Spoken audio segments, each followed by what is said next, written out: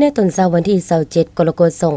2026นี้หากฐานแม่ยิงคณะโฆษณาพรมแขวงบริคำไซเดจัดพิธีปาฐกถา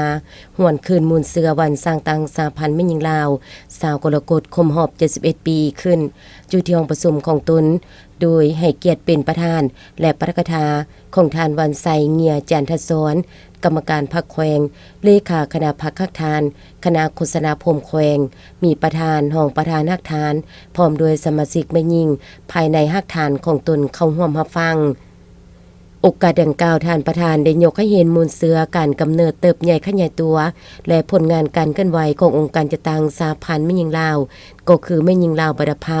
ที่ได้อุทิศตนเพื่อภารกิจต่อสู้ปลดปล่อยชาติปกปักรักษาและสร้างสาพัฒนาประเทศชาติก็คือการพัฒนาแม่ยิงลาวตลอดระยะ71ปีผ่านมาภายหลังที่พรรคประชาชนปฏิวัติลาวได้รับการสร้างตั้งขึ้นในวันที่22มีนา1955เพื่อรับผิดชอบโดยกงต่อภารกิจประวัติศาสตร์ของการปฏิวัติลาวนับแต่หัวที่พรรคประชาชนลาวได้รับการสร้างตั้ง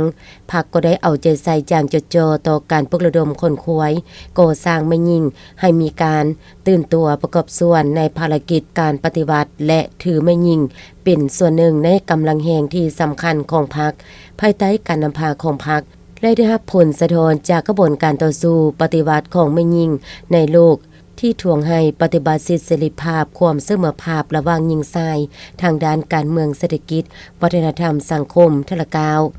เมื่อเห็นได้ความสำคัญคือแนวนั้นมาในวันที่20กรกฎาคม1955พรรคจึงได้จัดตั้งหน่วยคนครัวเวียกงานไม่ยิ่งขึ้นอย่างเป็นทางการปัจจุบันเอิ้นว่าสหพันธ์ไม่ยิ่ง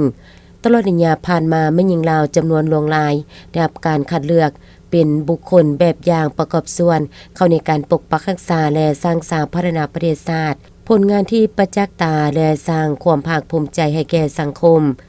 ซึ่งยืนยันถึงการส่งเสริมสิทธิเสมอภาพระหว่างหญิงชายอย่างแท้จริงสมาชิกแม่หญิงลาวได้รับความไว้เนื้อเชื่อใจ